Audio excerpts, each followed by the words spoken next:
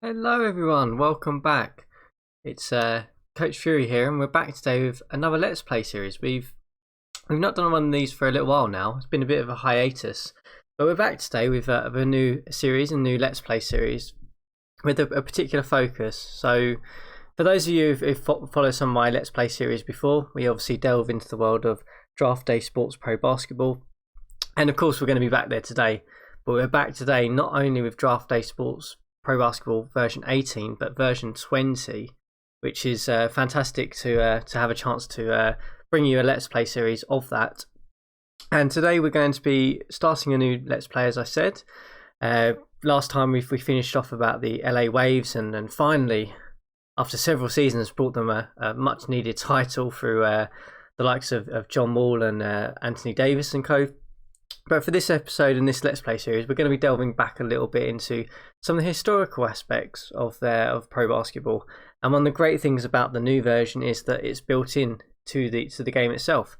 And with a couple of mods and things, you can bring some proper logos in, some proper team names in.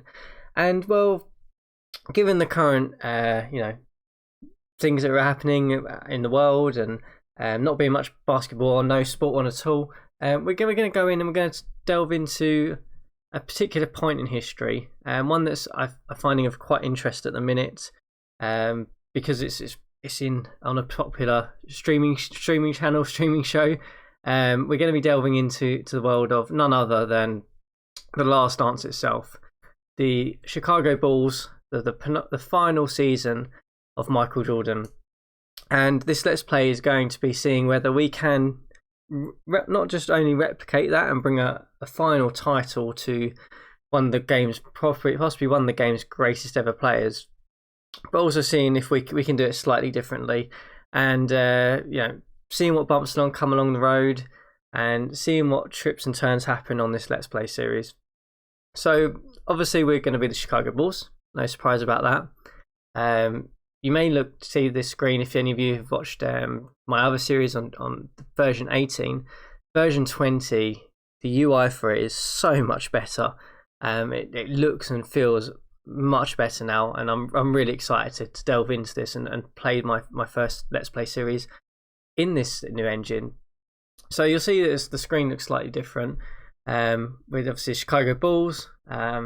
We're going to be running on, if anyone's loading this up, we're running on professional settings, so we don't have full 100% ratings on things, so we may make wrong decisions on players, on things we're seeing, on possibly might not be able to get the best out of developing players, best out of our strategy, and so on.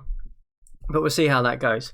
So one of the obvious things that we've got straight in front of us, our job goals, no surprise, is to make a deep playoff run. Obviously, we're aiming for slightly more than that. And, the other roster demand is to keep Michael Jordan. Well, I don't think we're going to be able to do that. We're just going to be playing with one season. Quick hit, see whether we can win the championship or not. Who knows? Hopefully we can. We certainly have a roster to do that. So let's delve into that roster, shall we? So, obviously, those of you who are familiar with this particular era of the NBA, we'll know this roster pretty well. But let's have a little quick look through. So first off, we've got Steve Kerr, a pretty solid rotational point guard for the Bulls. Famous for his outside shooting. He's not the best point guard in this game. His passing is pretty poor, but his handling's okay, so he'll be able to at least hold on to the ball. Not expecting him to do an awful lot apart from a bit of outside shooting and a bit of ball handling for us, so he's probably going to be on the bench for us. Scott Burrell, probably a guy who's going to sit in the back end of our rotation. If we keep him, we might look to trade him, see whether we can get some upgrades here for the 1 year run. Nothing particularly special about him. Then got Randy Brown, similar sort of story. I guess he's very similar to Kerr in that he's got some outside shooting, plays okay defense, bit of ball handling, but not really the point guard that you really want for a team that's trying to win it all. Moving on, we've obviously got Bill Wennington, who fair to say is probably past his prime at this stage. His defensive ability on this game is pretty atrocious, and he's not the greatest rebounder, so he's probably not going to expect to play too many minutes for us. Likewise with Danny Simpkins, pretty average rotational player. Judd Butcher, yeah, similar sort of story, I guess. And Joe Klein. Finally, we're going for all the bench players first here, aren't we? Rusty LaRue, he looks fairly solid. I mean, he's at passing and handling, so is similar to Kurz, I would say. He's one of these players at 24 years old. We're probably going to try and trade him because his defensive ability at the moment is terrible. Obviously these light yellow aspects show the current ability. The dark orange is what they project the possible development opportunities are. You see, he could possibly develop into quite a good player, but we obviously are not going to wait around for that. We're going to probably look to trade him, I would imagine. And then we finally get to the actual one, the main man himself, Michael Jordan. At the age of 34 years old, he's still a real elite talent in this game. You can see his scoring ability is insane, as you'd probably expect. He can do a little bit of everything. He can steal, he can play defense. IQ and discipline are fairly okay. So, obviously the actual game and our strategy is going to be built around making sure that we get the best out of Michael Jordan. No surprise there. As everyone says, Michael's Robin was Scottie Pippen, and at this point in time, Scottie still is one of the better small forwards in the game. Again, similar, he can do a bit of everything. His defensive ability is a bit better. He's a better stealer of the ball. Not as good a scorer, but his passing and handling is fairly solid, and a good court IQ and discipline. So those are going to be our two primary players. And then obviously the other third wheel in this Chicago Bulls last season was obviously Dennis Rodman and his crazy antics. And no surprise here that his rebounding abilities are just off the chart. We're not going to expect him to score many points or do much else other than rebound the ball. His defensive ability, I'm surprised, is fairly low. I understand that he's 36 years old at this point and probably getting towards the end of his career, but slightly low. So we're going to have to work out how we're going to really use Rodman, because we can't have him inside on his own because his defensive ability will be a liability for us in this game. Then we've also got Tony Kukoc, the famous Croatian guy who the Bulls, Jordan and Pippen, were not particularly fond of for reasons that they obviously go into about them feeling that the management at the Bulls at the time felt that he possibly was just as good as them. He, obviously, through the course of it, end up being a really good supporting cast player for the Bulls. And no surprise here, he's clearly not as good as Jordan or Pippen in this game either. His defensive ability, passing, handling, scoring, he can do a bit of everything. So he's a fairly useful glue guy. He'd probably be a key sixth man off the bench for us, I would imagine. And then we've got Luke Longley, the 7'2" centre, who's fairly good defender, can score a little bit. His court IQ is surprisingly very good. Whether we keep him or not, I'm not sure. We're going to see if we can try and make some moves in a minute, because if we're going for it for just 1 year, we're obviously going to want to try and see if we can get some guys who will help us out immediately from the start. And then finally, Ron Harper, as they say, one of Michael Jordan's famous betting partners. He's fairly solid. Similar to Kerr, I guess. We haven't really got a natural point guard, which is probably fairly reflective of the Bulls at the time. They didn't really have a proper point guard. They had a lot of guards who could sort of fit that sort of 3-and-D role. And that's kind of what Harper can provide as well, similar to Kerr. And then we've got Jason Caffey, who is an average rotation player, I would guess. And then we're back to the beginning. So that is our Chicago Bulls team. As kind of you may have understood from me hinting there, I think obviously the game plan, no surprise, will be around Jordan and Pippen. We need to make sure we get some good value out of the guys like Rodman and Tony Kukoc. Rest of this rotation, rest of the roster, I think we'll see if we can try and move some of them in a minute. Obviously, as I said, we're on the last dance. This is the last season. We're going to probably see if we can package some of these picks to get a couple of players who can immediately upgrade us for this 1 year. to see if they can help us push forward.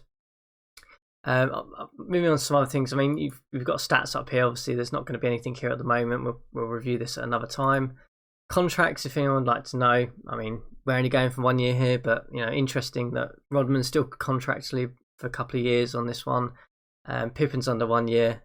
Jordan's got a couple of years, but doesn't really matter too much to us.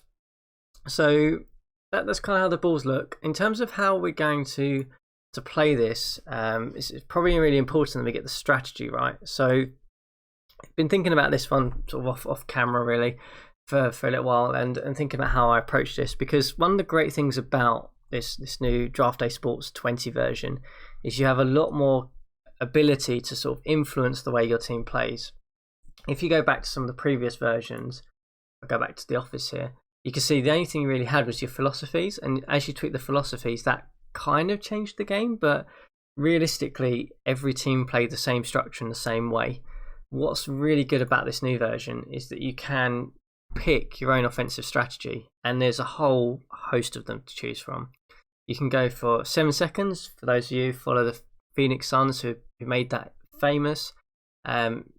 Essentially get the ball down the court, shoot within 7 seconds, very much around pick and roll, catch and shoot adjustments, pace is huge.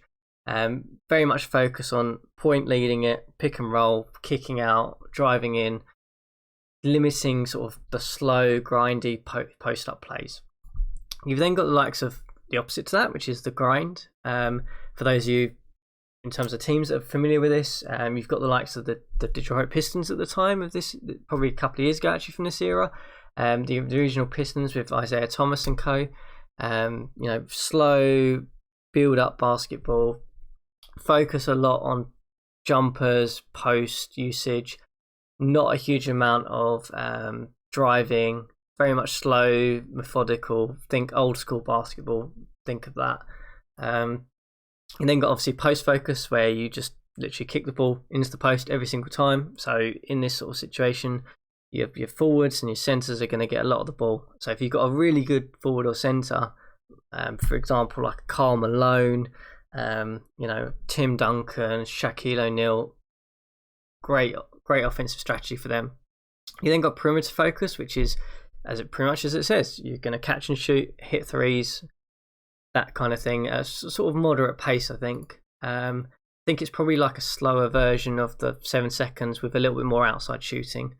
You then got pace and space, which is, I would say, probably the modern NBA style of play, where it's very, very, very, very quick, quicker than the sort of 7 seconds at a time.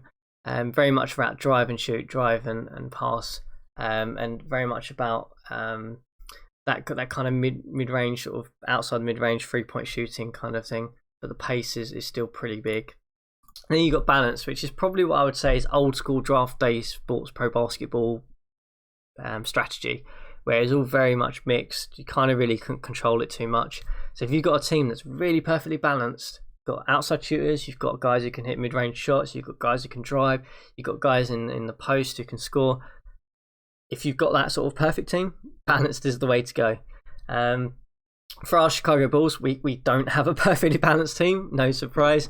We're going to be focusing on likes of Pippen and Jordan, trying to score as much as possible, and the rest of the guys either providing 3-point range as they will have done during that era, and our centers and post guys pretty much can just grab rebounds, going to do a bit of defense, and that is it. So as you probably saw at the start of this, we're going to be focused on 7 seconds, because I think that's the one that most reflects the style of play we want. Because whilst we have some good 3-point shooters in the likes of Kerr and co, Jordan and Pippen aren't really sort of 3-point shooters, so we can't really go with the pace and space, and we can't really go with the perimeter focus. So we're going to go with 7 seconds because it brings up the catch and shoot, which is good.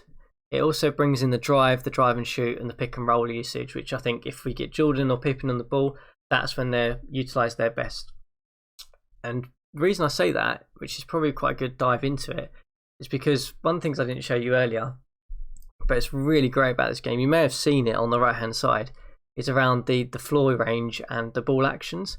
So not only do we have ratings now in this new version, but we also have, we can see what range they have and what percentages they use it at, and what ball actions they typically do. So obviously pass is always the predominant one, Very rare to see someone who doesn't have a pass as a predominant one. But you can see with Jordan, it's very much around sort of the drive and shoot at 10, and the drive and pass, and a pull-up jumper. So if we're going to get the best out of the likes of Michael Jordan, we need to be playing to those strengths. And to play to those strengths, we obviously need to, make sure that we're driving to the basket with him on the ball so he can do his magic. So no surprise we're going with 7 seconds there. Take a quick sip. So the other thing you'll see, you have offensive strategies and you have defensive strategies. And this is another great thing that I'm looking forward to really delving into this with this Let's Play series.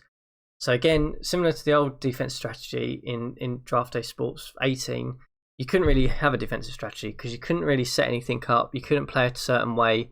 Literally all you had was fast court, full court, fast pressing versus a bit of zone and a bit of man mix up. Now you can really control it a lot more. So if I go to here, this is probably the best way to show you. There's sort of 4 ways you can play defense. You can either play passive, which is pretty much sagging off as it says, reducing drives but allows more outside shots. So if you're playing against a team that's 3-point shooting, don't play that. You've got attack, where you're going to really push people out on the perimeter, shut down those 3-point shots. But what that does is it obviously opens up you to the inside. So for us in particular, we're not going to be able to do either of those. Passive strategy, obviously I don't want to allow guys to hit jump shots. I feel that that's probably not the right way to do it. The attack strategy, I don't think we can do that because I don't think we have the inside presence to be able to do that.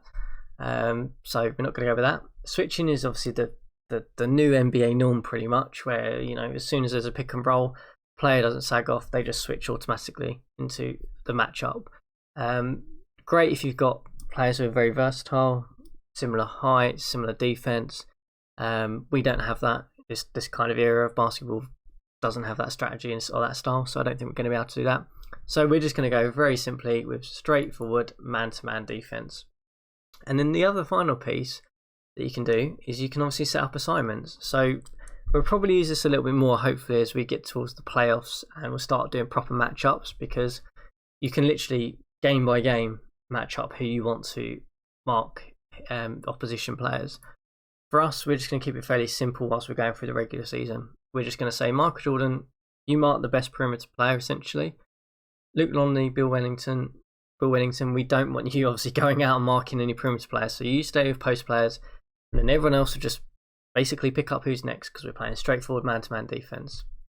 So that's kind of how we're going to play. We'll see how it goes. Obviously, if it doesn't work, we'll try and tweak it. But I feel this is probably the best approach we can make for this Bulls franchise, given the personnel we have.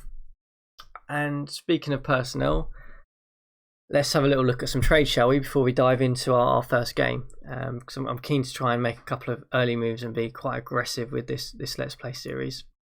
So I've been having a look at a couple of players, again off camera, guys who I think can probably help us immediately from the start of this season. And I've got my eye on trying to find first of all, a point guard who can play a bit of defense and who's got a little bit better passing skill, because I feel if we have that on the in the guard situation, just to bring us up another level. It means that Jordan, Pippen doesn't necessarily have to handle the ball. They can play a little bit off ball. Gives us a little bit more option, a little bit more versatility. So one of the guys I've been looking at in terms of trying to do this is someone called Mookie Baylock. So let's go and have a look at him, and we'll talk about him quickly. Look. So Mookie Baylock. So he's a 3-star point guard. You can see instantly, if you compare him to other point guards, his passing and handling is pretty good. His defense is pretty solid, and he's a really good stealer of the ball. He's slightly undersized, I'd say, at 6 foot, probably for a point guard, but that's okay. We can deal with that. And the other thing that I was really interested about him is that he focuses on drive and passing, drive and shoot, and pull-up jumper. In terms of the driving aspect, fits perfectly with our offensive scheme as well. So we're going to have a little look, see whether we can try and trade for him. Obviously, we've got first-round picks on play here because we're only in it for one season, so we're going for it. We're going all or bust. So let's see what we can try and do here. We might be successful, we might not.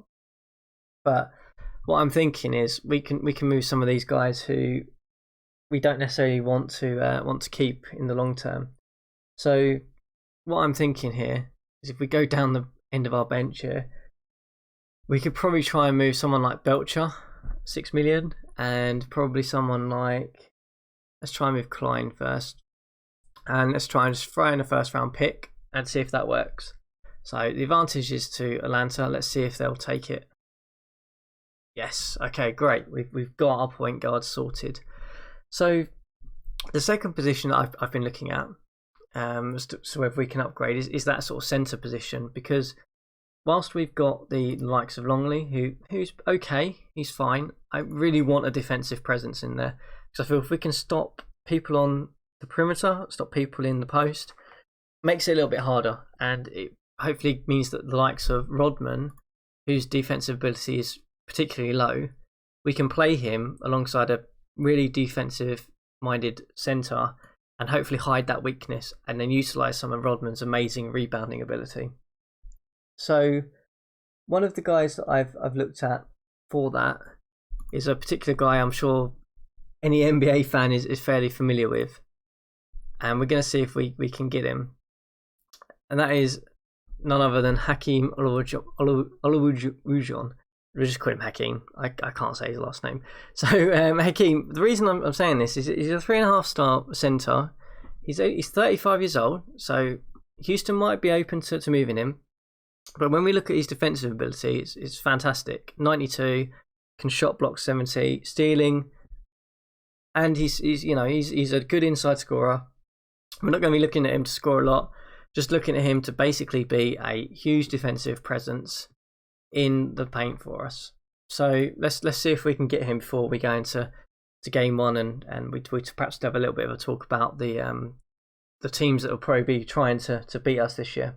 So let's see if we can make this happen. It might be one we might have to come back to, but that's fine. Let's just have a little look and see. So I'm thinking with this one, we can probably throw in Longley. I'm thinking, because we're going to get Hakeem. So let's see if that works. Then I'm thinking, let's throw in Randy Brown. We're not going to be playing him much anyway. And let's throw in Caffey. Why not? And we'll probably throw in our first round pick in 99 and see if we can do that. So advantage to Houston. Let's see if they'll take it. Oh, look at that. Easily done. It was seamless. Fantastic. So how are we looking now? Let's have a little look. So in terms of our roster, we're a little bit thin, I guess, now. That's the only thing, is if we get a couple of injuries, we might be struggling. But I'm really happy with that. So let's have a look at setting the depth chart up. Immediately we've got, so this is our starting five. This looks awesome. Baylock, Jordan, Pippen, Rodman, Hakeem, and then Kukoc off the bench with Harper, Kerr. I'm a little bit worried about the bench in terms of post presence. So let's have a quick look, see if there's any free agents around. If we can sign one. Okay, so we've got Benoit Benjamin, who not much of an upgrade over Wennington. Got Tom Chambers, who can, not a great rebounder, but can play a bit of defense.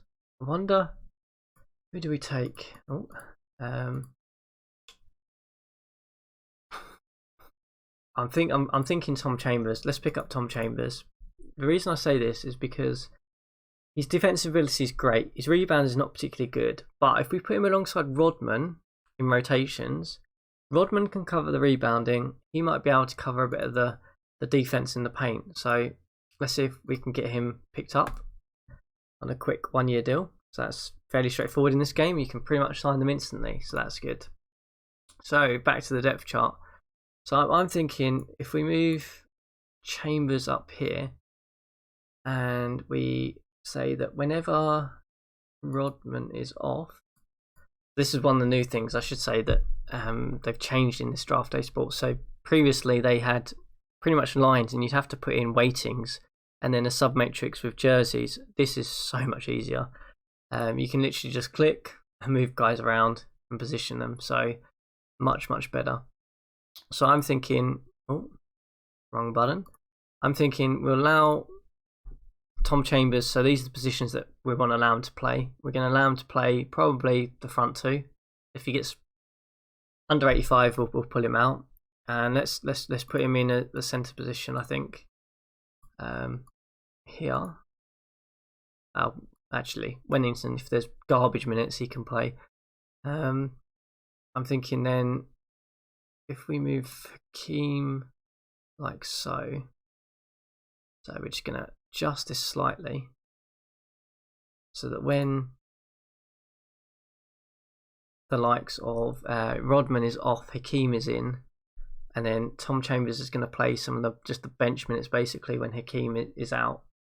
Obviously, no surprise, Blaylock, Jordan, Pippen, Rodman, Hakeem are all going to play majority minutes.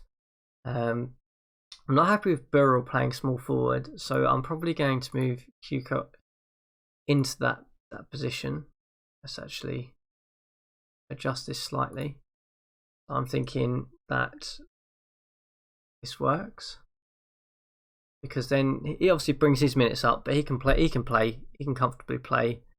He's 6'10". He can play power forward as well for us. So yeah, he can play power forward. So when the likes of Rodman is off, he can go in there, and then when Pippen's off, he just basically can fill in there. We obviously don't want Pippen or Jordan off at the same time, so obviously that's not going to work for us. So let's put Jordan back in there. When Pippen is back in, Harper can go in there. So first quarter, Jordan is playing every minute at the minute. That's obviously not going to work. So Jordan can come off then, and Harper can go in.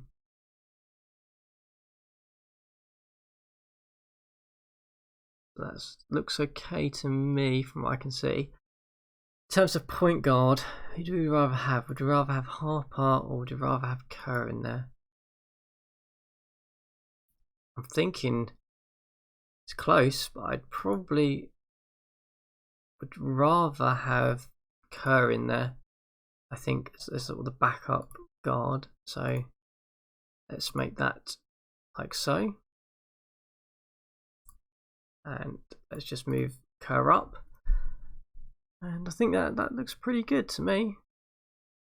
That looks pretty good. Okay. So I think we're pretty well set up here. Before we dive into our first game, should we have a little look at the other teams and what we're going to be up against and see where the game thinks we'll end up. So let's go into the season preview magazine, which has had a nice little image retweak actually since I've last played this game a couple of versions ago. So in terms of who they think the sort of front runners are, wow, okay, so it's got us down in the 8th seed. No surprise there, I guess. Well, so I guess it's a little bit surprising because they are the current champions. We've also made a lot of moves since then, but so I don't think we're going to be in the 8th seed. But the number 1 seed, interestingly, is the Washington Wizards, with the likes of Rod Strickland and Chris Webber, who was a power at the time. John Howard as well, bringing back all the names here.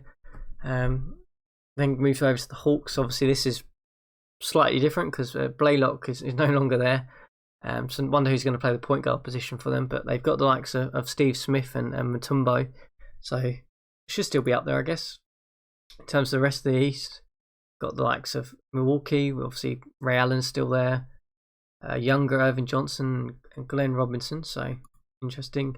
Then you got obviously the infamous Knicks, the Patrick Ewing Knicks with Charles Oakley, the sort of the grind it out sort of physical presence that are the New York Knicks. Probably fair to say they're a full seed. Then got the Heat with Alonzo Mourning, Tim Hardaway, just slightly aging, PJ Brown. Then got the Nets. Okay, not sure why the Nets are so high, but okay. The Magic, I guess Horace Grant, Hardaway, Nick Anderson, all these classic names. Then it's us, and then we got the rest. You know, we got the Raptors who just drafted Canby, I think, at this time, and Stoudemire. So see how they go. Young Raptors squad. Then you've got the Allen Iverson led 76ers before they obviously went on their famous run to the finals.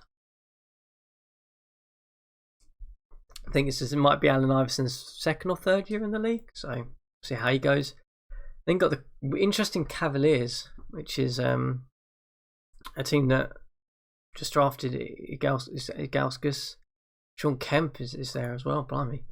Yeah, okay. Then we've got Pistons are not really there anymore. The Celtics are rebuilding, just got Chauncey Billups, I think. And then you got the Pacers. Pacers surprisingly quite low. Reggie Miller, Mark Jackson led, I guess. Interesting that they're so low. Looking at the Western Conference, interesting that the Timberwolves are number one. Marbury and Garnett led. Garnett, I'm guessing, is going to be a dominant force. Marbury was still sort of in his prime at this point. Then got the Rockets, who we've just nicked Hakeem off of, so they're a little bit weaker, but they've still got Charles Barkley, a very old Clyde Drexler as well. We'll see how they go. Then got the Spurs, who I've just picked up, I think, Tim Duncan a few seasons ago. David Robinson still hanging around. Yeah, fairly strong Spurs team, but I'm surprised the Lakers are so low. I guess it's probably because Kobe Bryant's still quite young. Shaquille O'Neal's obviously in his prime. I'd expect them to be doing a little bit better. Then got the Trailblazers, Sabonis and Rasheed Wallace. Blimey, the old Trailblazers. Then the Suns, Jason Kidd led Suns. Oh my goodness, this is taking us back in an era, isn't it? And then got OKC, which is obviously during this time the Seattle Supersonics, but obviously we don't have them in the game anymore. Gary Payton and pretty much Detlef Schrempf and Vin Baker. Wow, a few different players there, bringing back some old memories. Yeah, and surprisingly the Jazz are so low. I know Stockton's old and Malone's old, but I'd still would expect it to be higher than, what's that, 2, 4, 6, 8, just outside the playoffs. Blimey, interesting way they position some of these teams, I have to say. And then you kind of got the rest who are sort of sitting around. So there we are. We're just started. We've immediately made a couple of trades in the first episode, as you do when you're trying to win it all in one season. Let's crack on and watch our first game before we end this episode. So our first game is against the New Orleans Pelicans. Obviously, slight name change from the era, but let's roll with it. So one of the other things I really like about this game, I know I've said that quite a lot for this version, but if I go to my dashboard, what's really good is you get an immediate snapshot of what's going on as well. So you can see the matchup stats, team news, the roster. But I quite like this next opponent win chance because it gives you a little percentage. So they reckon the next game we're going to have 90% chance of beating the Pelicans. So no, fingers crossed we do okay on our first episode in our first game. Let's see. So let's play it. Let's replay it in 2D, I think. We're obviously not going to control it. I'm not going to mess around with that. But let's go straight into the gameplay. See what's changed as well, actually, because I haven't played 2D Engine in this new version. So it's quite a nice little screen to begin with. So the Pelicans are obviously led by Glenn Rice, Mason, Divac. So yeah, okay, probably a team that's not going to make the playoffs. So I'd expect us to probably get an opening day win here. Let's put the half time thing on. We're not going to pause at all stops. We'll slow it down a little bit. And let's go. Off we go. So yeah, a little bit of a tidy up on the 2D engine, I guess, at the minute. Looks fairly same to 18, I guess, in terms of movement and play-by-play and the screens down here. Let's see if we can follow this along as we go, I guess.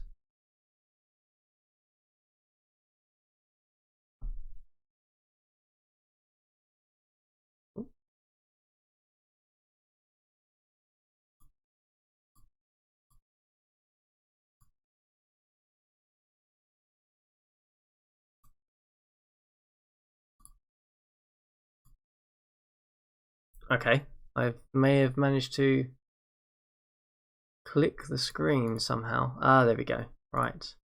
Somehow I managed to minimize it. I'm not sure how I did that, but okay.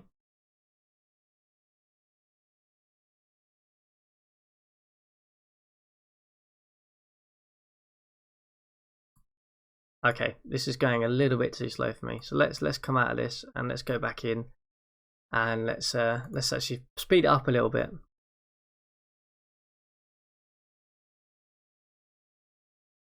Okay, so we're going to obviously do AI control again. Let's speed it up. Didn't realise it was going to go that slow and you couldn't change it. So we'll go right up to the top. We'll obviously have the halftime report. And let's go. This is a bit better. Okay. I didn't realise the 2D engine would be very similar. So I was expecting something slightly different, but still fairly solid, you know. Nice that they've tweaked some of the images on it, I guess. Obviously, we've loaded a mod in here so you can see the actual United Centre court layout and the jerseys and stuff. But nice to see they've tweaked that. So as we go, we're falling behind here early on in the first quarter, down by 4. Looks like Divac and Mason are putting up some fairly solid points in a minute. So maybe we might start the opening day with a loss here. We'll see how it goes. Hopefully Jordan or Pippen can turn on the magic and bring it back for us. Still within sort of 3 or 4, I guess. Down by 7 in the first quarter though. It's never a good start.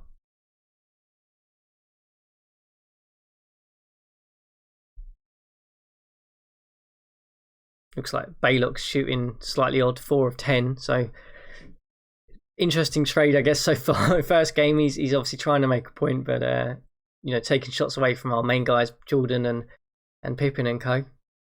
And we bring the game back up to a tie. It looks like. Oh, and we've just gone 2 points behind again. As soon as I say that, it's a bit end to end now. So hopefully we can lock down a bit of this defense and stop them from sort of scoring as much, because at the moment they're hitting 62% of their shots, so they're obviously a bit on fire, and we're sort of struggling with 36% of our shots going in at the minute. So hopefully we can bring it back. We're sort of down a little bit here.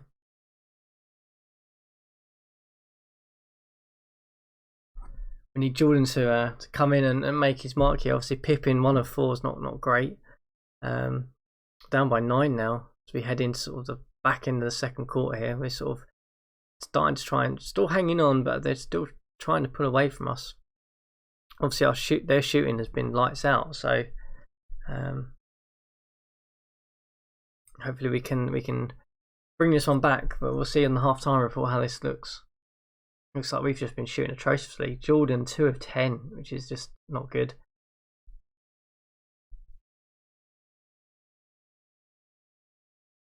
Okay, so we're immediately down 9 at the half. Interesting here.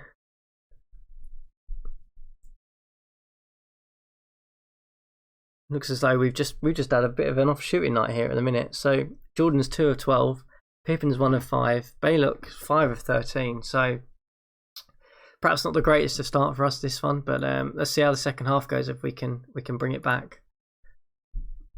We can tighten up a bit of our defense and stop them from shooting as much, and if we can just bring our offense up a little bit, we might be able to sneak this one out with a win where we probably necessarily didn't deserve it in the first half. But we're still down by quite a bit, so there's still quite a long way to come back here.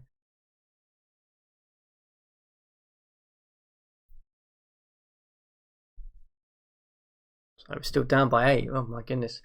Could this be an opening day loss when they said we were 90% chance of, you know, coming away with a win in the opening game of the season? But who knows? Maybe it's new players on the team immediately. It's kind of ruined the chemistry. I don't know, but let's see. I think we're going to be struggling here. We only hit 56 points at the minute, shooting an atrocious 33%, whilst they've shot 51%.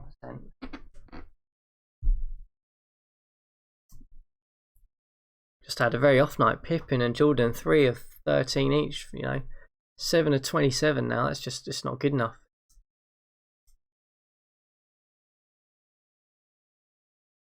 It's going to need to be a bit of fourth quarter magic, I think, if we're going to come back in this one. 15 points down.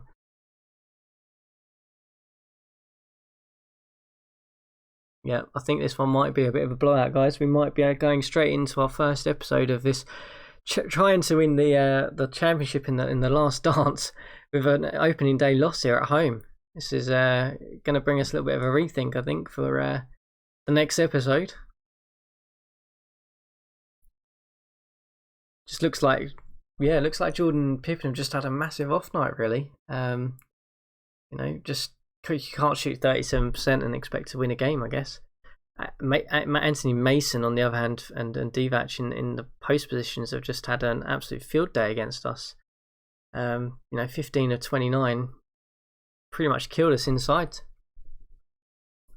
We've won the turnover battle as well, so it's obviously not on that case, but yeah, it looks like we're going to go with an opening day loss here, guys. Quite a bit of a blowout opening day loss as well.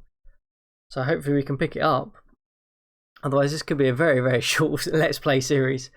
Immediately out the gate and losing, but you know, still plenty of games to go.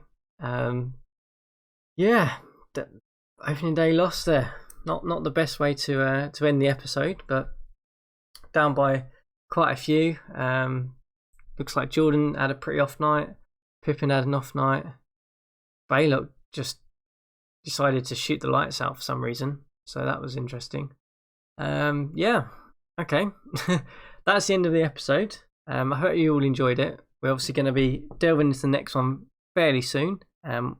Seeing whether we can bring back the opening day loss and bring the Bulls back that title that they had on their sort of last season together. Seeing whether, you know, the trades that I've made can help us get there. But as always, if you enjoyed the episode, hit the like button and the subscribe button and follow along as the episodes come out.